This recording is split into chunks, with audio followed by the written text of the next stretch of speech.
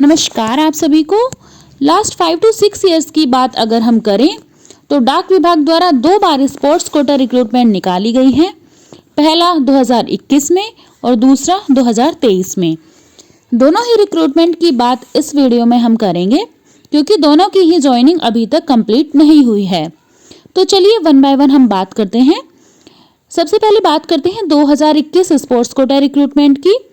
तो इसमें first DV जो कि सर्कल लेवल पर होता है एंड सेकंड डीवी जो कि डिविजनल लेवल पर होता है, दोनों कंप्लीट हो चुके हैं। बट कुछ कैंडिडेट्स को तो ज्वाइनिंग मिल चुकी है, लेकिन अभी भी 60% कैंडिडेट्स को ज्वाइनिंग नहीं मिली है। इसके कुछ मुख्य कारण हैं। पहला, कैंडिडेट्स द्वारा जमा कराए गए sports certificate and sports form जैसे कि फॉर्म 1, 2, 3, 4, 5 का वेरिफिकेशन फेडरेशन द्वारा होकर वापस डिवीजन ऑफिस में न आना। एक्चुअली डिवीजन ऑफिस द्वारा सभी कैंडिडेट्स के सर्टिफिकेट्स एंड फॉर्म्स उनकी रेस्पेक्टिव फेडरेशन को पहले ही भेजे जा चुके हैं। साथ ही साथ फेडरेशन को कई बार इसके बारे में रिमाइंडर भी इशू किए जा चुके हैं, बट फेडरेशन की तरफ से कोई भी जवाब नहीं आ रहा है। जिस केस में फेडरेशन से वेरिफिकेशन का रिप्लाई आ गया है, उन कैंडिडेट्स का मेडिकल करा के उनको ज्वाइनिंग दे दी गई है। जिनका जवाब अभी नहीं आया है उनको ज्वाइनिंग अभी नहीं मिली है। अब ऐसे में कैंडिडेट्स बहुत परेशान हैं और उनको समझ नहीं आता कि आखिर क्या करें। तो मैं आपको एक सजेशन देना चाहूँगी कि आप डिवीज़न ऑफिस जाइए जहाँ पर आपका सेकंड डीवी हुआ था और आपके सभी ओरिजिनल डॉक्यूमेंट्स जमा हुए थे। तो वहाँ पर आप अपना सेकंड डीवी की रिसीट दिखाइए और रिक्रूटमेंट असिस्टेंट से बात कीजिए अपने ज्वाइनिंग स्टेटस की। फिर वो डाटा में चेक करके आपको बताएंगे कि किस वजह से आपका ज्वाइनिंग प्रोसेस रुका हुआ है। साथ ही उनसे आप पोलाइट वे में सॉल्यूशन भी पूछ सकते हैं कि भाई ऐसे ऐसे इस प्रॉब्लम का सॉल्यूशन सर या मैम जो भी होंगे कैसे होगा। जितना हेल्प होगा वो आपकी ज़रूर करेंगे। अगर आपका सर्टिफिकेट एंड फॉर्म फेडरेशन को भेजा हुआ है और उसका कोई रिप्लाई अभी नहीं आया है, तो मेरा सजेशन यही है कि आप फेडरेशन में जाकर भी मिलिए, उनको अपनी प्रॉब्लम बताइए कि जो डिवीज़न ऑफिस है वहाँ से भी आपको लेटर आया हुआ है बट अभी तक आपका कोई रिप्लाई नहीं गया है और मेरे को जॉब की जो है बहुत ज़्यादा ज़रूरत है, ऐसे बताइए उनको। और साथ में आप एक बार मिलिए और उसके बाद आप ईमेल से भी स्टेटस पता कर सकते हैं, क्योंकि स्पोर्ट्स कोटा रिक्रूटमेंट एक रेगुलर रिक्रूटमेंट नहीं है और ये जो है completely certificate and merit based recruitment ही है, इसलिए इसमें काफ़ी लंबा समय भी लगता है। समय लगने का कारण ये भी है कि कोई भी इस रिक्रूटमेंट में फंसना नहीं चाहता है, कोई भी रिस्क लेना नहीं चाहता है, बिकॉज काफ़ी लोग इसमें फर्जी सर्टिफिकेट्स बनवा कर भी लाते हैं। इसलिए बहुत ही केयरफुली स्क्रूटनी करना डॉक्यूमेंट्स की एंड फेडरेशन से भी रिप्लाई आना बहुत ही ज़्यादा मैंडेटरी होता है। इसलिए नौकरी की ज़रूरत आपको है, तो आप अगर जेन्युइन प्लेयर हैं, जेन्युइन कैंडिडेट हैं, तो अपने ज्वाइनिंग का स्टेटस पता करिए जिससे कि आपकी ज्वाइनिंग जल्दी से जल्दी हो पाए।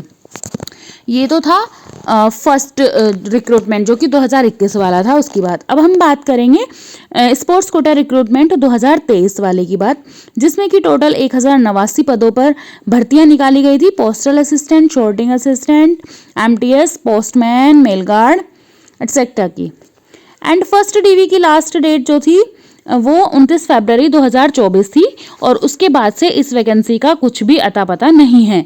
मात्र कर्नाटक का सर्कल में ही सेकंड डीवी की लिस्ट जारी की गई है, जो कि आप यहां पर देख सकते हैं। 6 दिसंबर 2024 को ये लिस्ट निकाली गई है। टोटल 94 पदों पर ये जो है सेकंड डॉक्यूमेंट वेरिफिकेशन इन्होंने फाइनल किया है, जिसमें 32 पोस्टल असिस्टेंट्स हैं, 7 सॉर्टिंग असिस्टेंट्स हैं एंड पोस्टमैन की संख्या 33 है, मेल गार्ड कोई नहीं है और मल्टीटास्किंग स्टाफ 22 है। यहाँ पर इन सभी सेलेक्टेड कैंडिडेट्स के लिए काफ़ी कुछ ये इंस्ट्रक्शंस दिए गए हैं, जो कि आप देख पा रहे हैं कि क्या क्या इनको डॉक्यूमेंट्स लेकर जाने हैं, क्या सिलेक्शन प्रोसेस है। अब ये लिस्ट आ गई है selected and non selected candidates की, मतलब जिनको रिजेक्ट किया गया है उनकी लिस्ट है और साथ में रिजेक्शन का वैलिड रीज़न भी इसमें दिया गया है कि आखिर इस कैंडिडेट को रिजेक्ट क्यों किया गया है। तो चलिए रिजेक्ट होने का हम रीज़न देख लेते हैं, वो भी हमें हेल्प करेगा। एक मेरे सब्सक्राइबर हैं आदित्य जी, उनका लगातार एक क्वेश्चन है, उसका रिप्लाई करने में वो हेल्प करेगा। तो चलिए मैं यहाँ पर आपको दिखाती हूँ, ये आप देख पाएंगे। आदित्य जी देखिए, आपका क्वेश्चन ये था कि जो फॉर्म 1 है वो मैं सबमिट नहीं कर पाया हूँ, तो फिर मेरा क्या सबमिट होगा या नहीं होगा। तो मैं आपका रिप्लाई करना चाहूँगी। देखिए इसमें क्लियर कट लिखा हुआ है फर्स्ट वाले कॉलम में ही, form 1 was not uploaded by the candidate, hence candidate did not satisfy the conditions as prescribed in online notification, candidate is rejected। मतलब कि कैंडिडेट ने अपलोड नहीं किया है फॉर्म 1, इसलिए वो जो एलिजिबिलिटी कंडीशन है उनको फुलफिल नहीं करता है और उनको रिजेक्ट किया जाता है।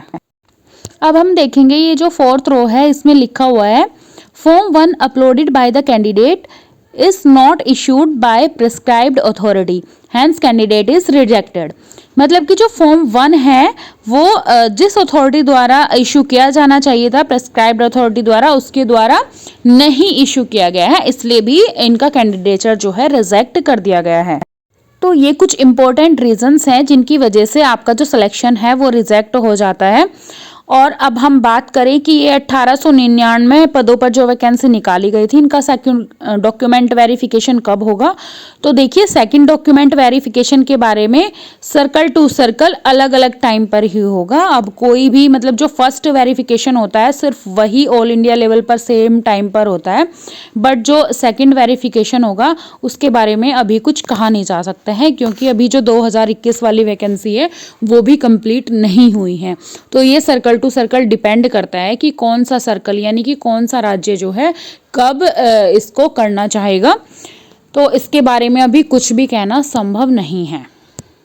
बस इतना ही कहा जा सकता है कि जब भी इसके रिगार्डिंग कोई भी न्यूज़ आएगी या हमें कोई भी नोटिफिकेशन के थ्रू, ऑफिशियल नोटिफिकेशन के थ्रू कुछ भी पता चलेगा तो हम आपको वीडियो बनाकर ज़रूर बताएंगे, ज़रूर इन्फॉर्मेशन देंगे। तो इस वीडियो में इतनी ही इन्फॉर्मेशन आप सभी के लिए। Thank you so much video में एंड तक बने रहने के लिए and have a nice day.